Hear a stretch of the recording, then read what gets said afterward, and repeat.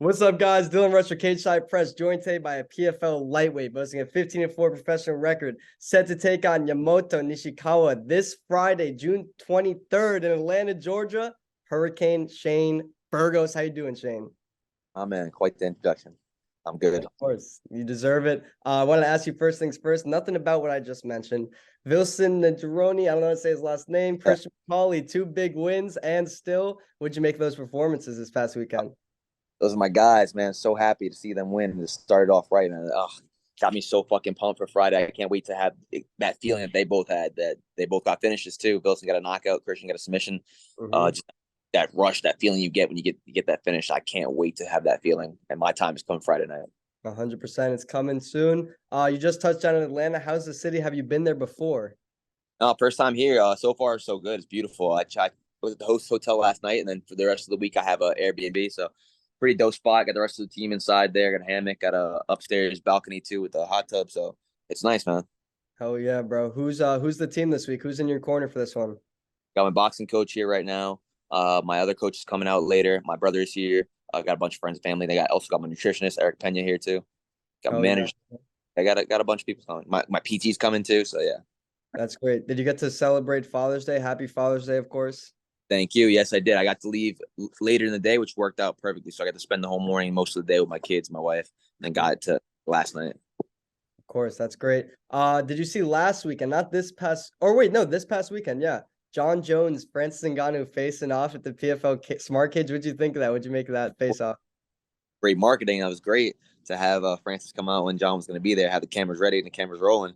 So that was awesome to see that. But it kind of gets you like, what's the word? I don't know what the word is, but like, damn, let's make it happen. Let's do a Yeah. UFC cross promotion or something, guys. Who the fuck doesn't want to see it? There's money to be made there, and the fans want it. I think cross promotion, whether it be UFC with one, PFL with Bellator, PFL UFC, I just think that it would be great for the fans, for the fighters. Everybody would love it, right? No brainer. I don't understand. We did it before. I mean, the Bellator's done with Ryzen. Mm-hmm. Uh, UFC did it with Pride back in the days. I mean, Yeah. not technically not a cross promotion, but they let Chuck go over to Pride and fight in Pride. They did the cross promotion with Connor doing the boxing. So yeah, man, it makes sense. The fans want to see it. All right, this is a random question. Wasn't planning on asking it, but it's kind of on topic that we're on right now. What do you think? This is a crazy question. Like, who knows, who could say? But what do you think would happen if PFL merged with Bellator? Scott Coker said there's some truth to the rumors that PFL is definitely one of the people that are in the conversation to buy Bellator. Would that be something you'd want? We'll say. It'd be awesome. That'll be 100% awesome. Then it's a clear cut. There's no questions, if ands or buts. Bellator PFL would be number two because they'd be one. The divisions would be absolutely massive. How the season will work, I'm not sure, but I think there will be way more events, and that would be like whether the guys are in the season or not, they can still stay active. So I do like that idea of it.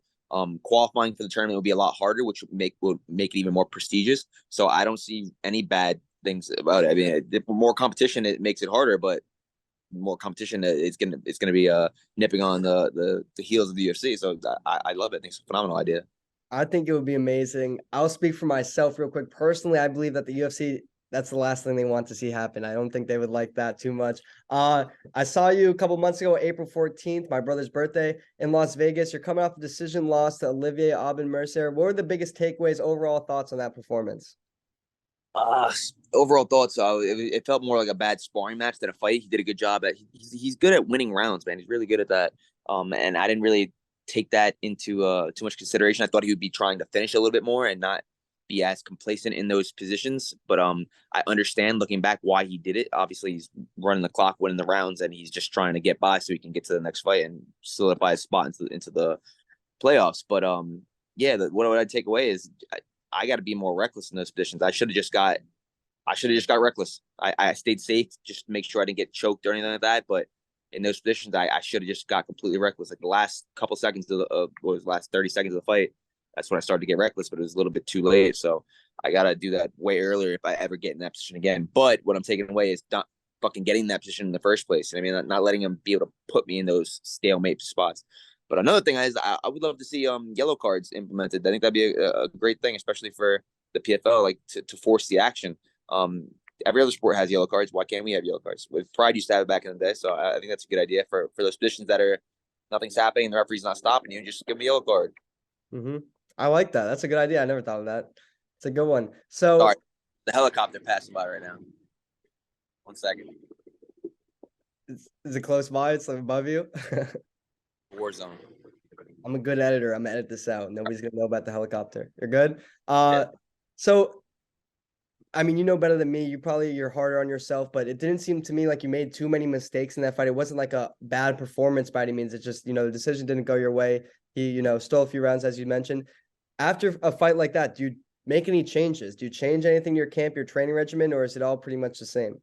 Yeah, I put myself in that position a million fucking times. That's not that I didn't do that before, but specifically in that position and defending that position. But training camp wise, yeah, it had to be a different camp because I'm basically going from camp to camp. It feels like this has been one massive camp, and that's how the season is basically one match. So going into the first fight, it was just a regular fight camp. Going into the second fight, I'm like, oh shit, all right, I can't go balls to the wall because I literally just did that. Had a 3-round fight. Granted, I didn't take a lot of damage, but the camp, ramping that camp up and then coming down, I needed to come down, which was mentally hard for me. Like when you have a fight scheduled, you want to just go train, but you gotta listen to your body in those positions, and you're not just recovering from the fight, you're recovering from the camp from before. So what I did from this camp is listen to my body more. So I know it's again just your second fight, but are you feel like you're settling in? You're feeling more comfortable. You're kind of understanding the season format more now going into the second fight. Yeah, for sure, for sure. I was super comfortable after the first one. They made it a very seamless transition, but going into the second one, it feels even more. It feels like I've been here for more than a fight at this point. Mm-hmm. So we touched on it post fight. I think I asked you this question, but do you feel like it was helped now that we're a couple months removed? Was it helpful or beneficial for you to know the date of the next fight right away? You even mentioned in the post fight June 23rd, and then you probably knew your opponent shortly after that, as opposed to other promotions when you're kind of kept in the dark as to what's going to happen next for a little bit. 100%. 100%. It was huge for me to just let go of that bad taste I had in my mouth from the last performance and just focus on the next one. So that mentally was huge for me to just be like, oh, let that shit go. On to the next one. Let's get it right this time. Definitely. So 20-year-old Japanese phenom, Yamato Nishikawa, correct? 20 years old. I read that correctly? I think he's 21 now. He's 20. I just looked at Tabology. It said 20. I don't know. Maybe he's 21 now, but wow, he's a lot of fights under his belt for someone that age. It's pretty crazy. What do you know about him? What makes this a favorable stylistic matchup for yourself? I know he's tough. I know he had a good fight with Clay. Clay couldn't put him away, so that means something. The kid's super tough, super durable. Got a lot of experience for being only 20 years old. Granted, his experience was against guys that are way lesser competition. He has more fights than me at only 20 years old. I know. But if you look at the stage that I've been fighting on and the opponents that I've fought, I don't feel like there's really a comparison. Like his biggest fight obviously was against Collard and he came up short. But yeah, stylistically, I think this is a phenomenal matchup for me. I think I'm better than him everywhere. But granted, this is one of those fights that when you're supposed to win, there's even more pressure on you. I mean, not only am I supposed to win, I'm supposed to get this quick 6 or this 5, whatever the 5 points when it's called. I'm supposed to get it because if anything, there's more pressure on me because I'm the one with the name. I'm the one that he's looking to come take my spot, take my shine, take the position that I'm in. So yeah, way more pressure than most of my other fights because this is a relatively unknown guy, and I'm again supposed to win. But you know how this sport goes; anything can happen, and I'm not overlooking this kid at all. He's super tough, and like I said, he's coming in to try to take everything that I fucking earned, and I'm not letting that happen. We saw that last week, right? In the PFL, was it Jesus Pinedo was his name, the Peruvian guy? He knocked out Brendan Loughnane. Yeah, so happened in the UFC too. It happened in the UFC with the flyweight. I can't remember his name.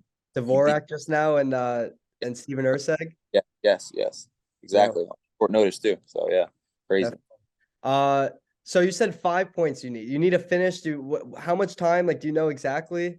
There is no exact number because the other fights didn't happen yet, so I won't really know until the day of. But you want the quick 6. But what I love about that is he's in the same position I am. We both have 0 points right now. He needs the quick 6 too to qualify.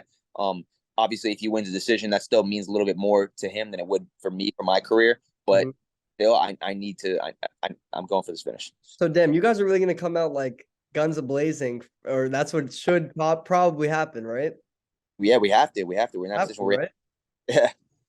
So what's your mentality going into this? I know you touched on it a little bit, but your mentality is just like get a finish, get in, get out. Is it any different than like the average fight? Because that's always kind of the mentality. But is it? You said a little bit more pressure for this one?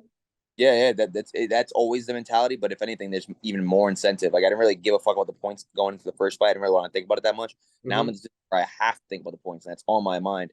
I'm not gonna force the finish, but I'm going to be hunting that finish as early as I possibly can. 100% makes sense. I want to ask you about this guy, Mr. Forgive me if I mispronounced it. John Ron. All right.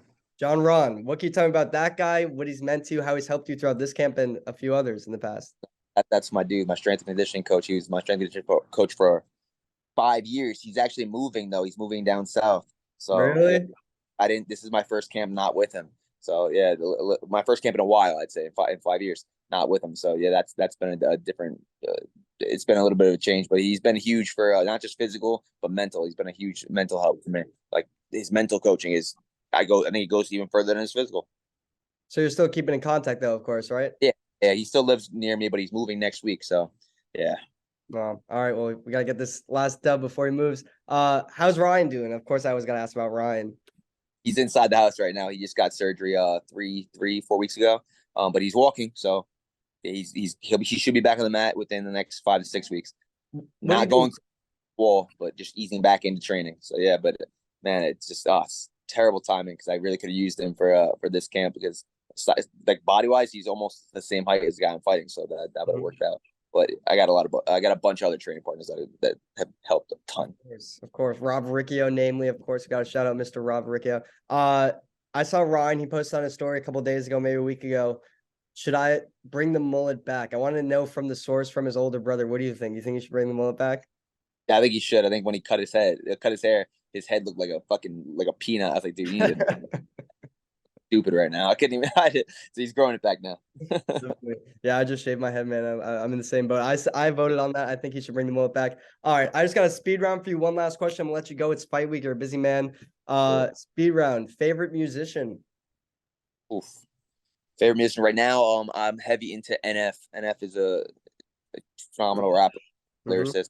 Heavy into NF right now, so that's the first one that comes to mind. But I got a bunch of other ones. Mm-hmm. Amazing lyricist for sure. Favorite vacation spot? I know you're hardworking year in year out, but Yeah, and I honestly I love Vegas because I'm a foodie. I'm a diehard foodie, and I Mhm. absolutely love Vegas because the food there is fucking amazing. Other than that, I really like Miami. But yeah, I gotta go Vegas.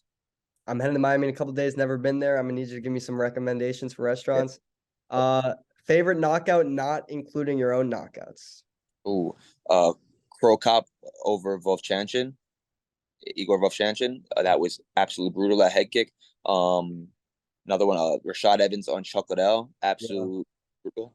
Oh man, those are the first two that come to mind. But there's a million other ones. So those are the first two. That ice cold one with Crow Cop was I feel like you told me in the past you like Crow Cop. Was that you that you were a big fan of his? massive fan. I'm not gonna lie to you. You're gonna hate this then if you're a massive fan. One of my favorite knockouts was against him. What was it, Gabriel? I'm gonna say that, yeah, bro. I remember that happened. I was in high school. That shit fucked me up. I was so upset. I couldn't even go to sleep that night. I was so Really? I was devastated. I was like, no, he got Crow Cop, dude. I was devastated. uh, Favorite movie or TV character? TV character, probably Tyrion Lannister Okay. or Walter White. Hell yes. Yeah, yeah. I also like Jesse Pinkman. Hell Uh, yes. Man, that is a hard one. That is a hard one. I'm probably leaning towards those three though. Trying Those to are think of some good ones. yeah, those are my two favorite shows right there. But man, that's a phenomenal question. If you gave me more time, I could go more in depth. But those are the three I put in We'll mind. do another couple interviews. I hope so in the future. So we'll ask that question again. This is another hard one. I don't know if you have an answer for this one. Next tattoo. Have you given it any thought? Yeah, I'm having another daughter anytime, any day basically. So I'll probably get her name, but Mhm. it's either her name next, or I'm getting something on my ribs or on my neck. It's an angel, but I don't know exactly where it's going yet. But that's scheduled for July. Nice. You're running out of space, man. Now I got plenty of space. I got a whole other, my whole chest, my whole bag. I got plenty of space. That's true. All right. Kind of a corny question. Maybe I shouldn't ask it, but I already started talking. I'm gonna ask it. Are we gonna see Shane Burgos at the PFL lightweight semifinals on August 23rd at the greatest arena in the world in the greatest city on earth? The stars are aligning, man. That's my fucking home. That New York, I'm undefeated in New York. Absolutely. First and foremost, I got to go get the job done this Friday. It's exactly what I plan on doing. Exactly what I'm going to do. So I'm going to take this guy out as quick as humanly possible, and then I'm going to go punch my ticket to fight in the semifinals in New York. Then I'm going to go win that one. I'm gonna fight in the finals again. Hopefully that is in New York too. And then yeah, I'll be a $1 million man by the end of the year. That sounds like a good plan, man. You've always talked the talk in these interviews. You always walk the walk in these fights. I'm excited to see you do it, man. Good luck this week. Have fun in Atlanta, man. I will. Thank you, my brother. Enjoy the fucking violence. Yes, sir. Be good, bro.